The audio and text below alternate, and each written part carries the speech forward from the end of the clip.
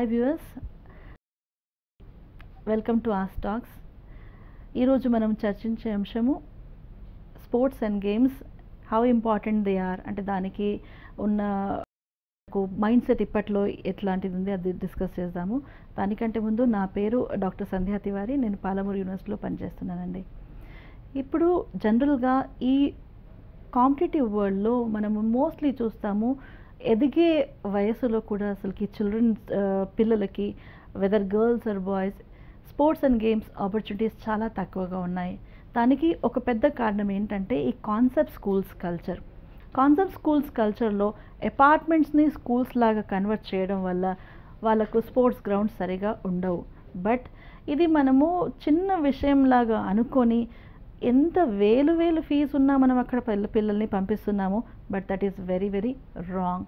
It is said అండి, స్వామి వివేకానంద చెప్పిన ఒక పెద్ద కొటేషన్ ఏంటంటే, a healthy mind resides in a healthy body. అంటే మన బాడీని హెల్తీ పెట్టుకుంటేనే మన మైండ్ హెల్తీగా ఉంటుంది. Mind and body work in tandem. ఈ రెండింటిని మనము విడదీసి ఓకే మనము ఓన్లీ కాన్సన్ట్రేట్ అకాడమిక్స్ మీద పెట్టుకొని చదివే ఎప్పుడు అనుకుంటూ ఉంటే అట్లా జరగదు. That is wrong actually. అంటే that is the reason children should be given chance. అంటే వాళ్ళకు మనము కంప్లీట్గా హోలిస్టిక్ ఎన్వైరన్మెంట్ ఇవ్వాలి, వాళ్ళను ఆడుకునే ఒక సమయం కేటాయించాలి. స్కూల్స్ అయినా సరే, ఇంట్లో అయినా సరే వాళ్ళకు స్ట్రెస్ బస్టర్ లాగా గేమ్స్ ప్రొవైడ్ చేయాలి. ఇప్పుడు చూడండి, గేమ్స్ అండ్ స్పోర్ట్స్తో నాట్ ఓన్లీ ఫిజికల్ డెవలప్మెంట్, వాళ్ళ వేరే రకంగా అంటే వాళ్ళ ఇప్పుడు కాగ్నిషన్ ఎబిలిటీ, అంటే వాళ్ళు ఆలోచించే విధం కూడా వాళ్ళకు మారుతుంది. ఫర్ ఎగ్జాంపుల్ ఇప్పుడు కొన్ని పజిల్స్ గేమ్స్ ఉన్నాయి, కొన్ని లైక్ క్రిటికల్ థింకింగ్ గేమ్స్ అనుకోండి, అట్లాంటివి.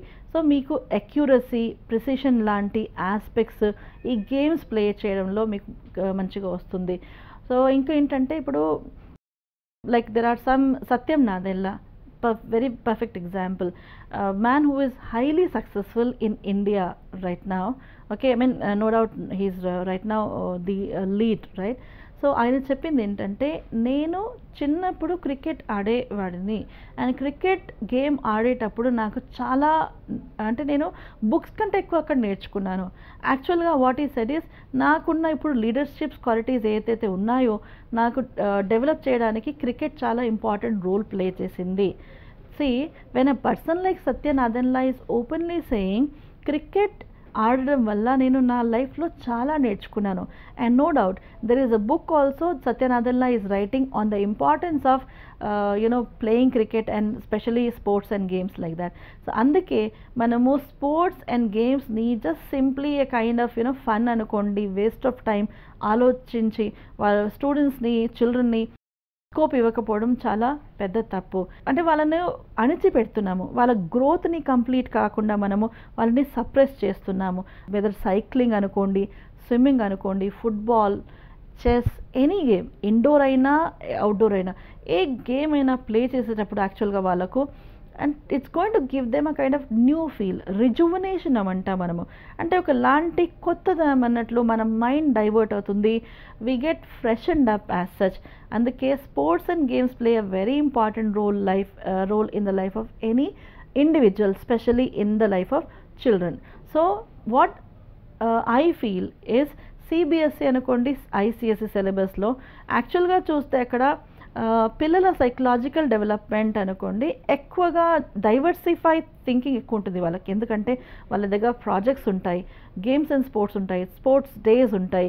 వెరాజ్ ఇప్పుడు మనం చూసే ఈ కార్పొరేట్ కల్చర్ ఎడ్యుకేషన్లో మాత్రం only stresses on education, that to bookish education, bookish learning. అందులో ఏమవుతుంది, మనము రోబోట్స్ని తయారు చేస్తున్నాము.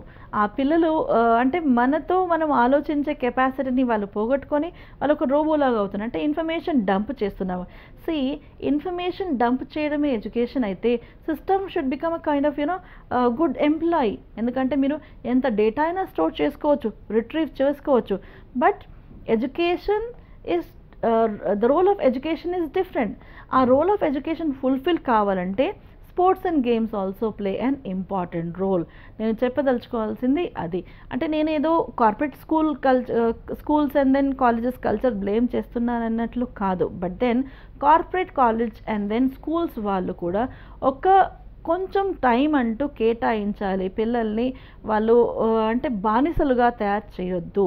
పర్ఫార్మెన్స్ వెంట పడి వాళ్ళను అసలుకి ఒక 1-2 అవర్స్ కూడా ఏదో లైక్ స్పోర్ట్స్ ఇవ్వకపోవడం చాలా తప్పు. అండ్ పేరెంట్స్ దాన్ని ప్రమోట్ చేయడం ఇంకా పెద్ద తప్పు.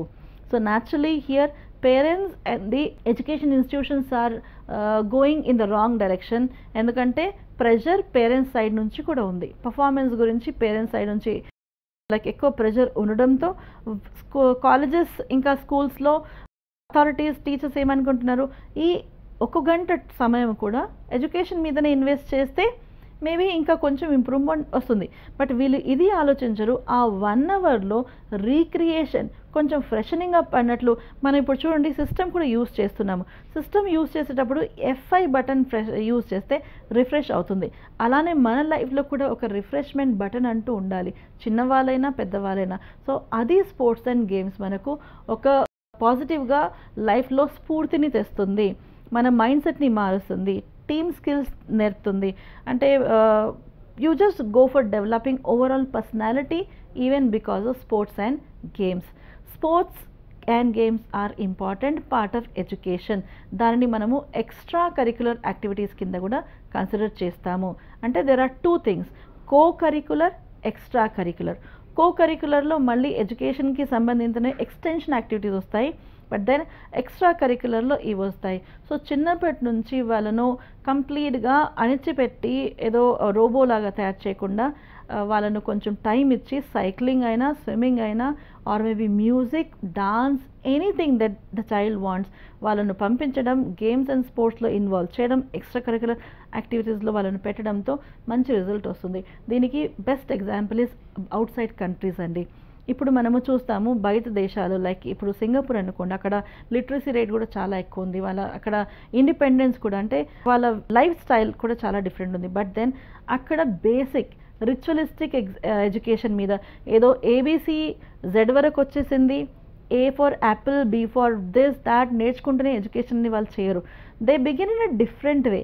సో ఆ చేంజ్ మన లైక్ సొసైటీలో కూడా రావాలి, where we are able to understand the psychology of children, where games and sports do play a very important role since childhood. అంటే చిన్నప్పటి నుంచి ఇవి ఇంపార్టెంట్ రోల్ ప్లే చేస్తాయి. జస్ట్ ఇమాజిన్ ఒక 4-5 ఇయర్స్ ఏజ్ ఉన్నప్పటి నుంచి మనము 15, 20, 22 ఇయర్స్ వరకు అదే లైఫ్ స్టైల్ని వాళ్ళకు ఎక్స్పోజ్ చేస్తూ ఉంటే వాళ్ళ ఫుల్లర్ డెవలప్మెంట్ ఎలా అవుతుంది? Will they be able to explore వాళ్ళలో ఉన్న టాలెంట్ ఏంటి, వాళ్ళలో ఏ లైక్ డామినెంట్ అంటే వాళ్ళలో డామినేట్ చేసే కళ అంటూ ఏంటిది, వాళ్ళు ఎట్లా అర్థం చేసుకుంటారు? That is not possible. అందుకే మనం వాళ్ళని ఒక ఛాన్స్ ఇస్తే మాత్రం స్పోర్ట్స్ గేమ్స్లో వాళ్ళకు ఒక క్రియేటివిటీ, అంటే వాళ్ళ రిలాక్సేషన్ టైంలోనే వాళ్ళకి ఇంకా కొంచెం అర్థమవుతుంది వాళ్ళ పర్సనాలిటీ ఏంటి, వాళ్ళ లైకింగ్స్ ఏంటి, వాళ్ళ చాయిస్ ఏంటి, how are they as individuals. ఆ టైంలో వాళ్ళ ఫ్రెండ్స్తో ఇంటరాక్ట్ అయినప్పుడు చాలా నేర్చుకుంటారండి. డైరెక్ట్గా హెల్త్ పాయింట్ ఆఫ్ కాకుండా psychological development, leadership qualities, interpersonal skills, ఇవన్నీ విషయాలు నేర్చుకోనికే sports and games are a very very good option which we should never go for discouraging. దాన్ని ఎప్పుడు కూడా మనము చిన్నగా అంచనా వేసి దాన్ని కంప్లీట్లీ లైఫ్లోంచి తీయడం చాలా చాలా పెద్ద నేరం యాక్చువల్గా చూస్తే. And even colleges and school should not go for stopping the children from growing. Ultimately, we want the children to live a happy life, not a kind of mechanized life.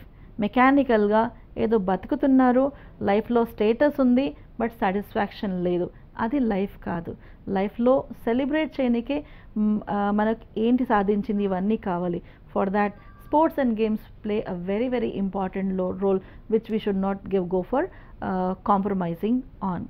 So wherever there is any scope and then chance do, అంటే ఎప్పుడైతే మనకు ఎక్కడైనా అవకాశం ఉన్నప్పుడు మాత్రం ఎప్పుడు కూడా పిల్లల్ని డిస్కరేజ్ చేయకండి, వాళ్ళని మోటివేట్ చేయండి, బయట పంపించండి, పార్టిసిపేట్ చేయించండి.